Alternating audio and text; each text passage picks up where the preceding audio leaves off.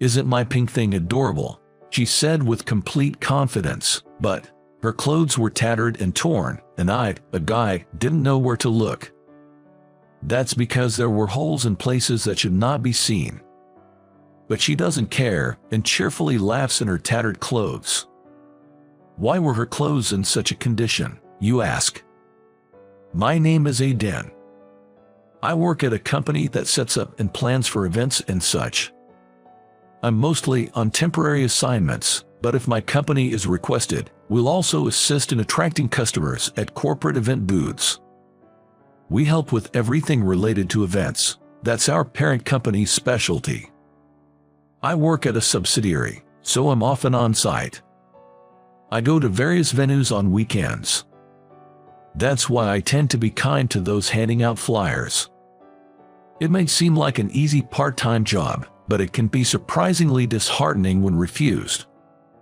So even if I have to decline, I always try to do it with a gentle smile. But I just witnessed an unbelievable scene. Excuse me. There was a girl trying really hard to call people over. A college student, perhaps. I can tell she's working really hard, but she's being completely avoided by the crowd. Why? Her approach is not bad at all. A bright voice and smile can disarm people. But her clothes are just awful. I mean, they do catch the eye, but they're incredibly tattered.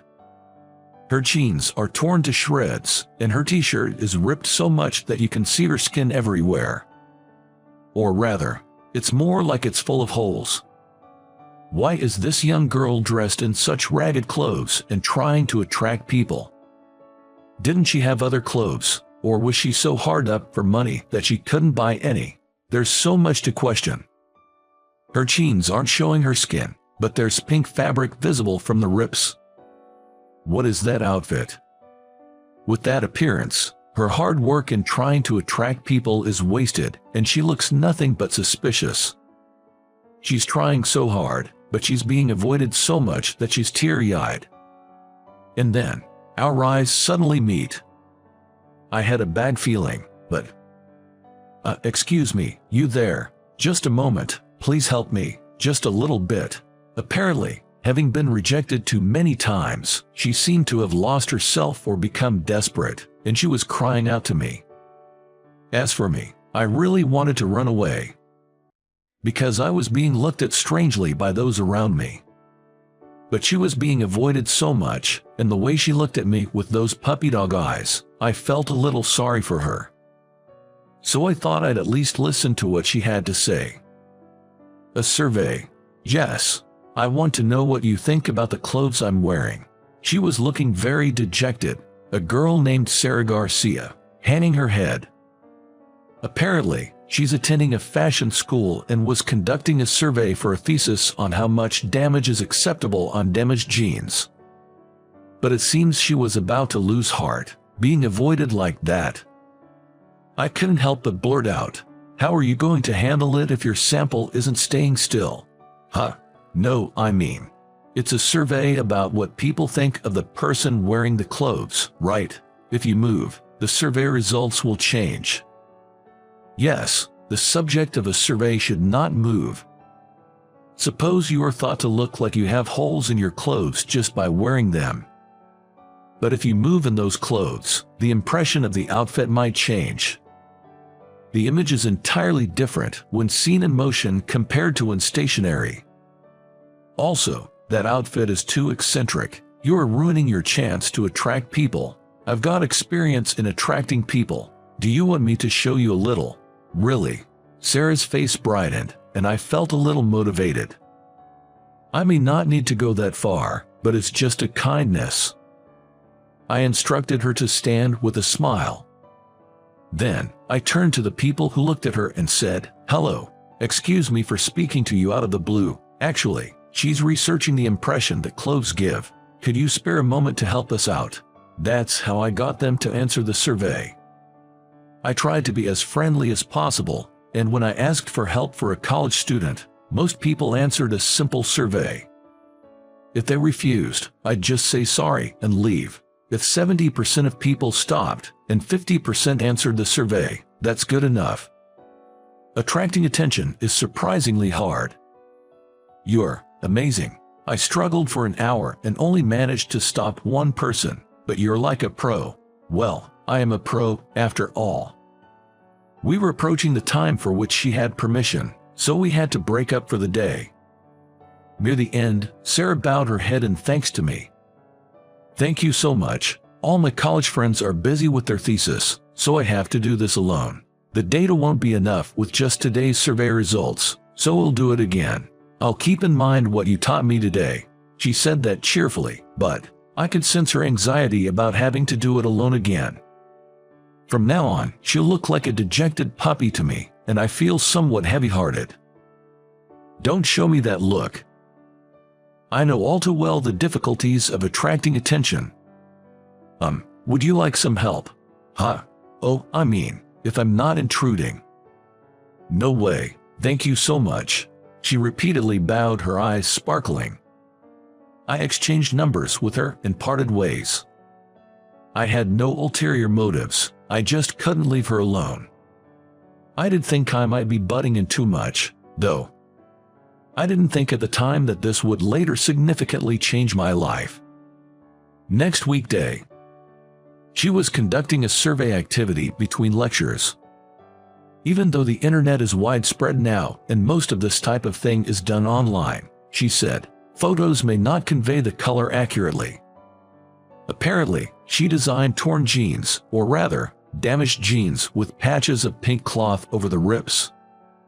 Isn't this pink cute? Jeans always look so casual, so I wanted to add something cute or something like that. Cute. Why not add some frills or something? Frills make it look too feminine, losing the casual feel, and adding too much frill will change the silhouette. So no, she said, but honestly, I don't understand what would change. I don't care about fashion, and frankly, her story is hard to understand because of many technical terms. But her passion for clothing is impressive. She's wearing what looks to an old guy like me like worn-out fashion, but young people call it cute and take pictures of her. I don't understand it at all. Is this the trend? But even if it's trendy, I couldn't help but, actually, I was quite concerned that the undergarments were so visible. I mean, the top was so see-through.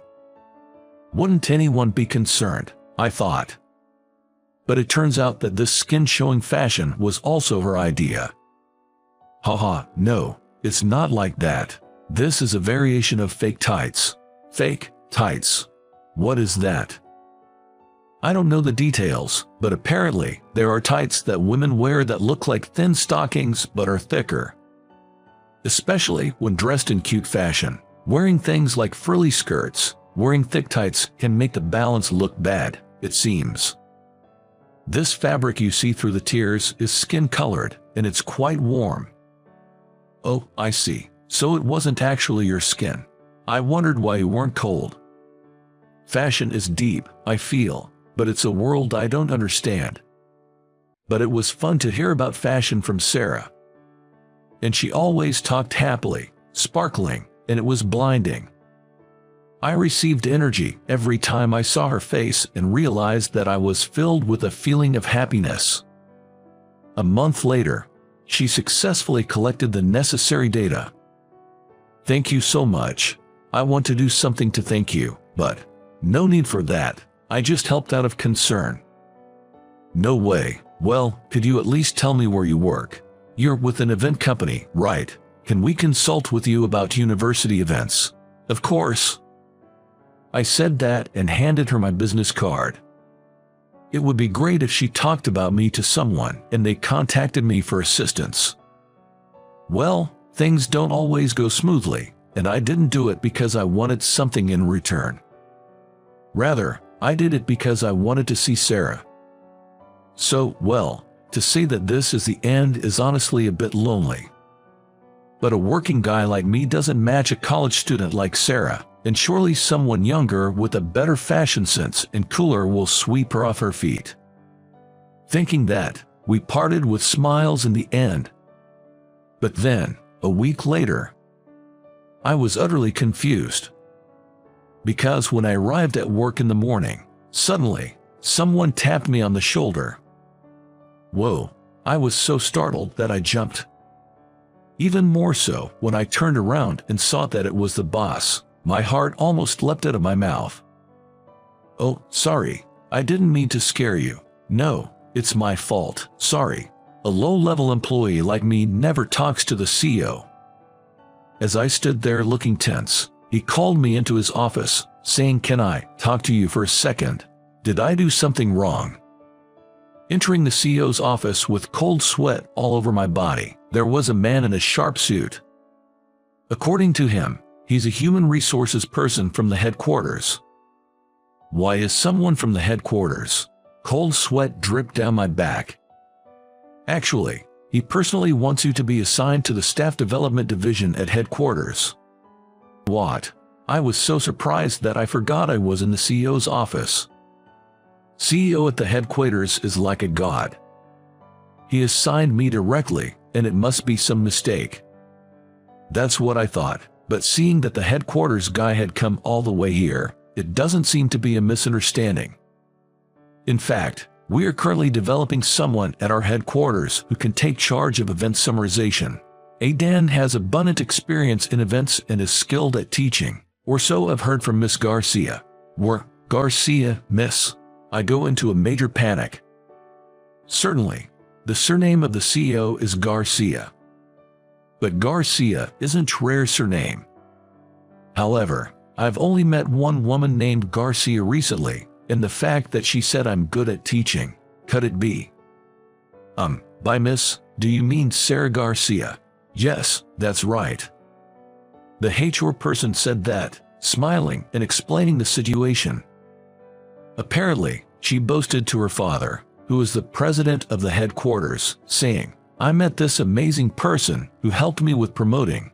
As I mentioned earlier, at the headquarters we're currently working on developing talent in event-related fields, so it seems they were thinking of headhunting that person.